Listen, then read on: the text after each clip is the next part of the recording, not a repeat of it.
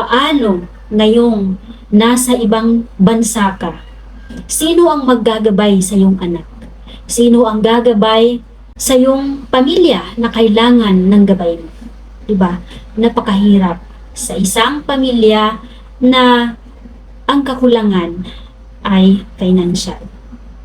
So minsan talaga ang pera ang dahilan kung bakit nagkakalayo ang bawat pamilya. Minsan pera ang dahilan kung bakit nagkalayo ang loob ng bawat pamilya sa isa't isa. Diba? Malaking tulong ang pera, pero maaring wasakin nito ang buong pamilya. Pero kung wala ka ring pera, wawasakin rin ang buong pamilya.